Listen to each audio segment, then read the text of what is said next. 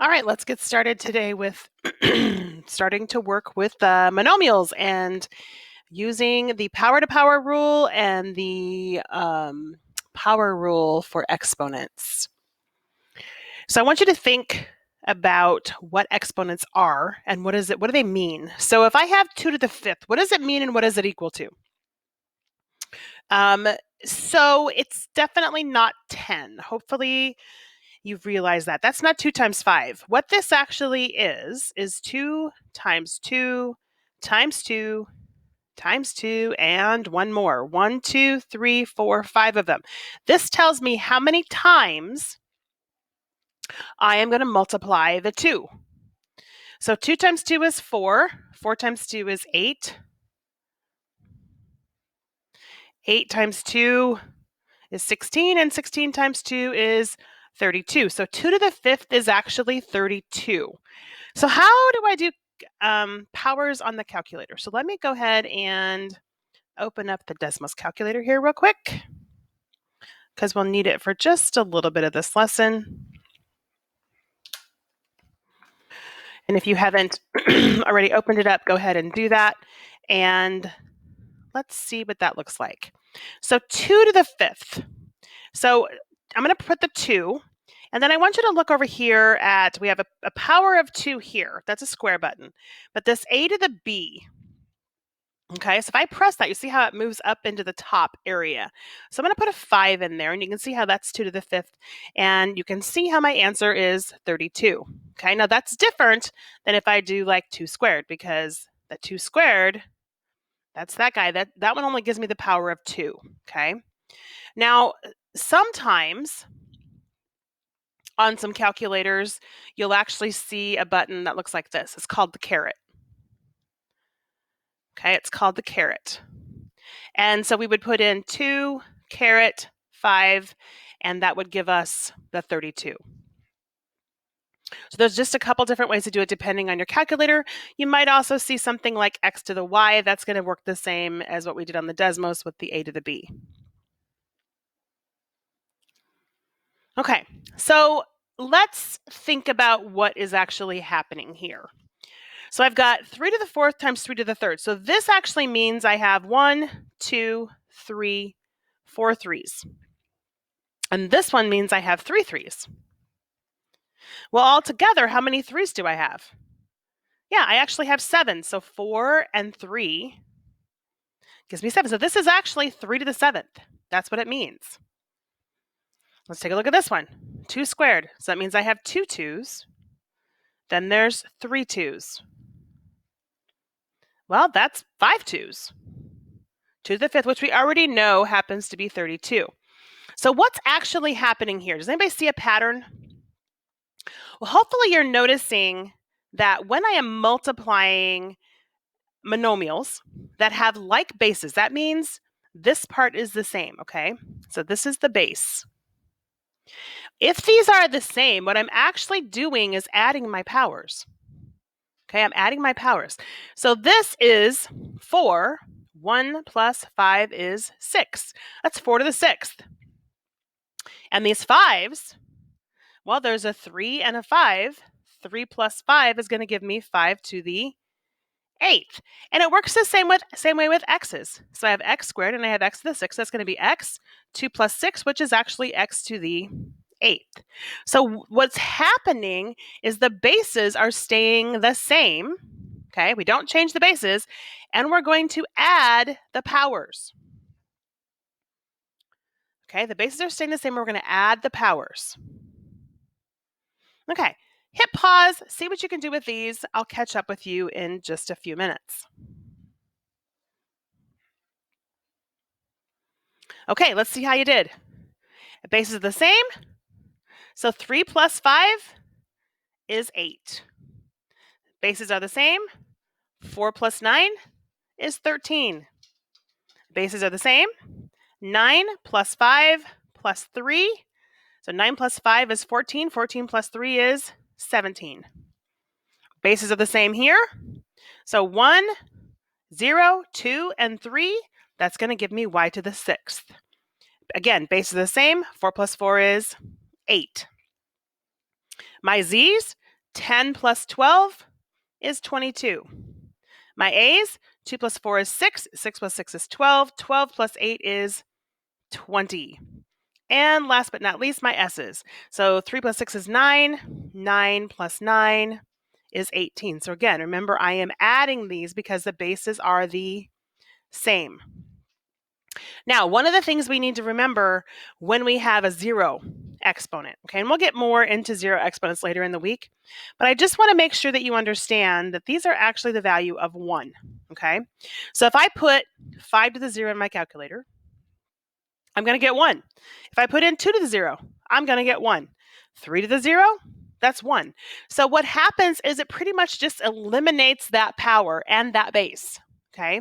It changes the whole thing to a coefficient of 1. All right, now let's take a look at what happens when we have coefficients in front of like bases, okay? Coefficients in front of like bases. So what we're going to do on these is we're going to multiply the numbers and we're going to add the powers. So 2 times 2 is 4, and then I'm going to write my m. 2 plus 3 is 5.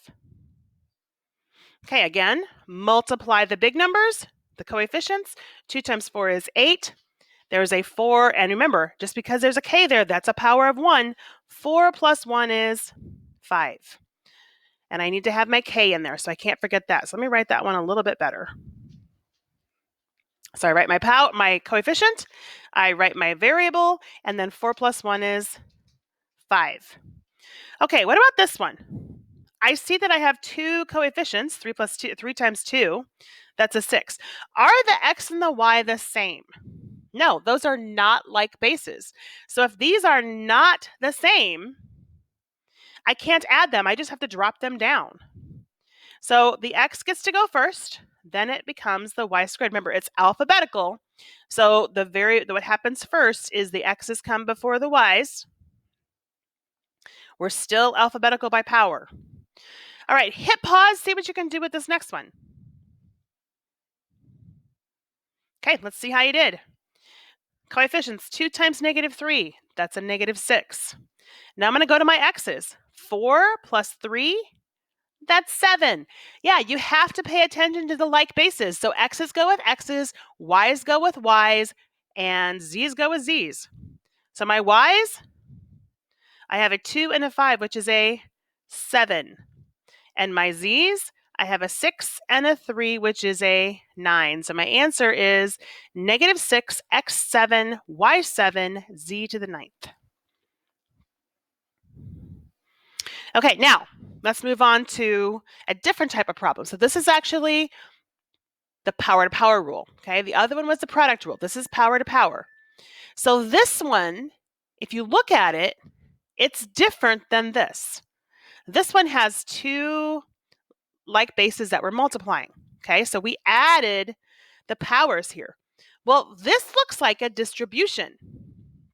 So if I gave you something like this, 2, 3x plus 1, you would multiply 2 times 3x and get 6x, 2 times 1 and get 2. That is pretty much what's going on here, okay? This is like a distributive property, so we're going to treat it as such, okay? So I have to add a power of 1 here on the 3 because everybody inside the parentheses is going to have to be multiplied. And I'm going to multiply my powers. Now again, the bases do not change, okay? The bases stay the same, but the power is going to change. So 1 times 3, that's 3. 2 times 3 is 6. So I have 3 to the 3rd and a to the 6th. Now this can be evaluated, okay? So 3 to the 3rd. So 3 times 3 times 3. 3 times 3 times 3, so that's 9. 9 times 3 is 27. So the best answer for this is 27 a to the 6th. Okay, let's try this next one. Again, I'm going to add a power of 1, and I'm going to multiply my powers. The bases stay the same, so my 7 is going to drop, my y is going to drop, and I'm going to figure out what goes in the boxes. Okay, so the powers. So 1 times 2 is 2. 4 times 2 is 8. And then I'm going to evaluate, okay? 7 squared. So again, I can use my calculator. 7 squared is 49. So this becomes 49 y to the 8th. All right, go ahead and hit pause and see what you can do with these next couple problems. Okay, let's see how you did. So I have u, 4 times 2 is 8, v, 3 times 2 is 6, and it's done. Now there is a 1 here, but the 1 we don't care about, okay? The 1 we don't care about. All right, I'm going to add a 1 to the 2, so 2 to the 4th. 4 times 4 is 16, and 4 times 4 is 16 again. I'm going to evaluate 2 to the 4th, and I get 16, x16, y16. So 16, x16, y16 is that answer. Okay, let's talk about these guys because these have multiple things to do.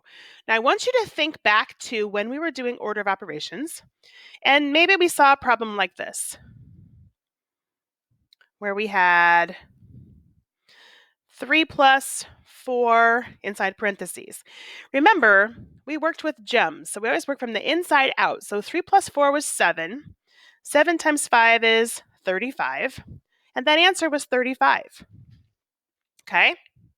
So we need to work from the inside out on this problem also.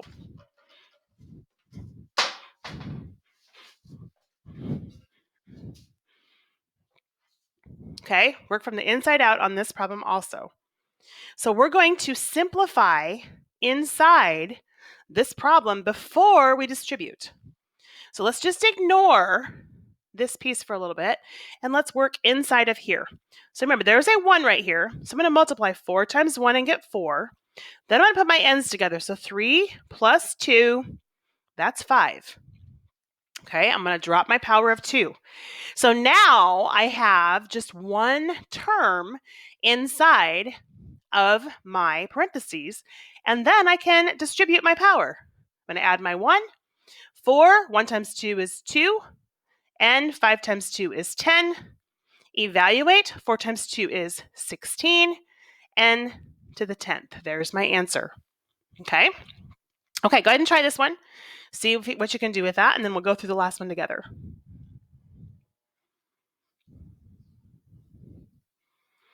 Okay, let's see how you did. 2 times 2 is 4.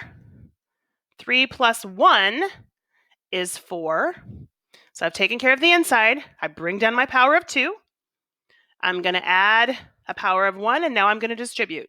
4, 1 times 2, 2. P, 4 times 2, 8. Evaluate, 4 squared. Well, that's 4 times 4.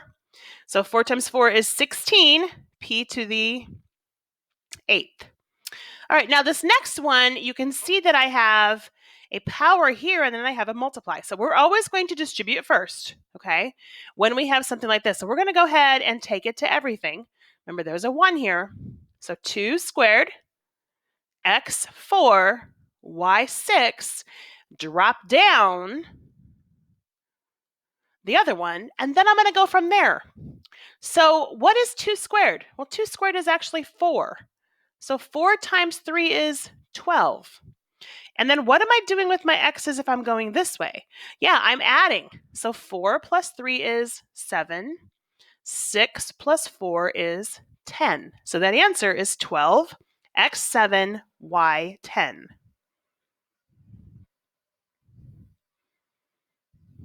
Okay, so see what you can do with these today, and we'll work on this a little bit more tomorrow.